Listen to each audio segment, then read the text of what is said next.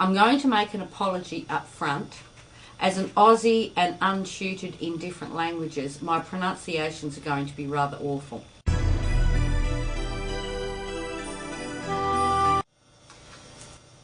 The journey of the tarot is one of evolution, and one of the things that surprised me in all of the work that I've done over the years is how much fear is actually attached to the tarot cards as a tool of divination. It has been linked with occultism, with evil, with the Antichrist. So perhaps it's important for us to understand how the tarot pack actually came to be and why it's evolving to this day in our modern world. The reality is that the tarot cards actually started as a game of chance in the early 1400s. The first written rules were seen in 1425. The first pictorial cards were in the 15th century, called Visconti, and many of those pictures have become the basis of our subsequent packs of cards. In 1760, a man named Nicholas Culver created the first real pictorial set of cards, very famous, called Tarot de Marseille. Because of those cards, a Swiss clergyman and mason called Antoine Court de Gebelin decided that the cards were a tool for divination, for looking within, for inner wisdom. Now, Court de Gebelin was interested in Egyptology, and he made the link between the deities of Isis and Thoth with the workings of the tarot pack. Court de Gebelin decided that the word tarot in Egyptian meant royal road. And at that time, the people that were doing fortune telling and divination were gypsies. Now, Court de Gebelin decided that the gypsies had their ancestry in Egypt. So his symbolism and his explanations became predominantly Egyptian.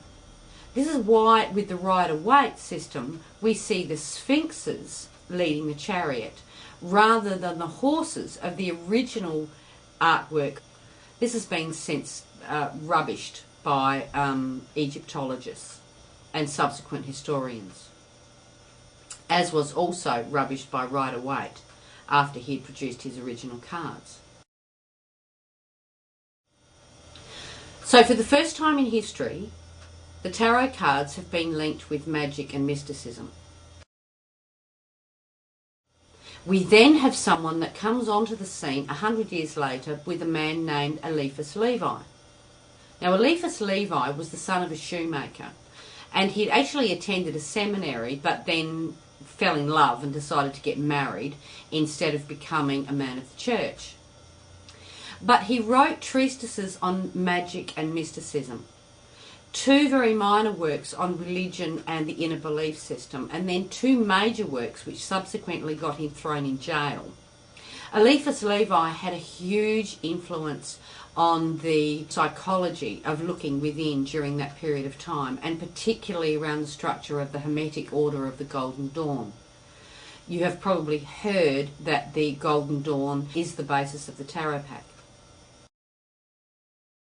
One of Levi's famous works were called, please excuse my pronunciation, Dogma et Ritual de la Haute Magie, which I would imagine means the dogma of ritual and high magic. This piece of work was subsequently translated by Rider Waite, who called it Transcendental Magic, its Doctrine and Ritual. Now, Eliphas Levi could almost have written for today's current spiritual work or our New Age system. Now, Levi also wrote about the tarot, but he was quite happy to leave de Gebelin's idea of the Egyptian symbols in place. He talked more about the magic and the mysticism and the way of using the tarot cards as a way of looking within, as a mirror to the soul. Because the belief system and the structure of the Golden Dawn had so much influence on the meanings and the structure of the tarot pack, it's important to understand the underlying organisation of the Golden Dawn. In 1886, a man called Westcott got hold of what is now known as the cipher manuscripts.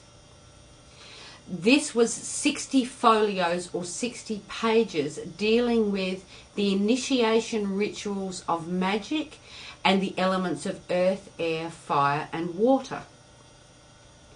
These pages were seen to be written in 1809 and were in a cryptic language, or a cryptogram.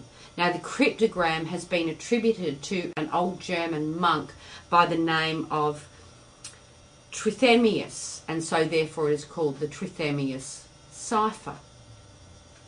The symbolism was based in the Hebrew, where certain symbols replaced certain letters. The ciphers dealt with rituals and instructions about what is called the Hermetic Kabbalah, or the nature of divinity. The Hermetic Order of the Golden Dawn in Britain, this is in the late 1890s, was firmly established and was made up by all class of Victorian society. This was a group of people who got together to work with and experiment with the four classical elements, which is earth, air, fire and water. Theory, which is Theury, was about rituals and spiritual development. They also worked with occultism, which they saw as hidden wisdom. Magic, which was conscious manipulation, what we would call bringing the things in that we need in our lives, manifestation. Wicca, which is about the study of earth and earth magic. And Thelema, which is understanding our true will, what we might say our soul identity now, what it is that our soul journey, our destiny is here in this day and age.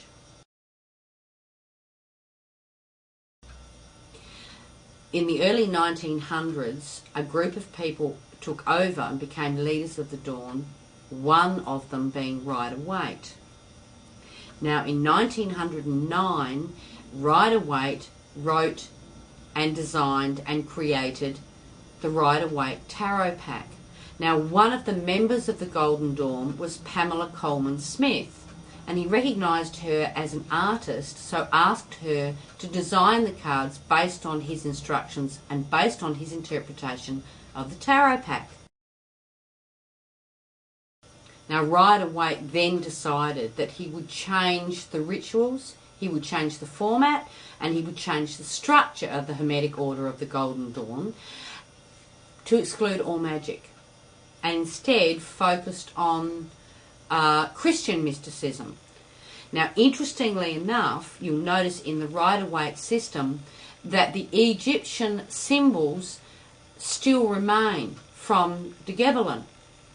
It was post-1909 that Rider Waite decided and denounced that the Egyptian symbols actually had anything to do with the journey. But they remain to this day as his original pack.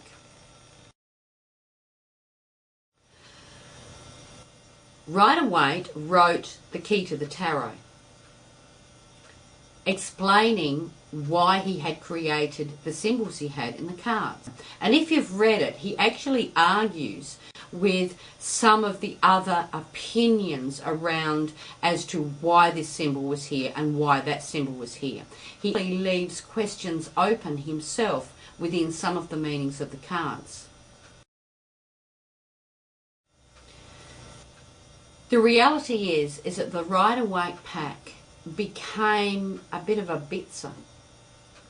It became, from the symbolistic point of view, a bit of De Gebelin, a bit of Levi, and a bit of Rider Waite. Please remember that the tarot has evolved so much since 1910. Our society's changed, our belief systems have changed. They have gone from perhaps strict Christianity into something that involves probably more to do with some of the ideas around the original Golden Dawn and Levi's work. It was meant to evolve, and will evolve right along with it.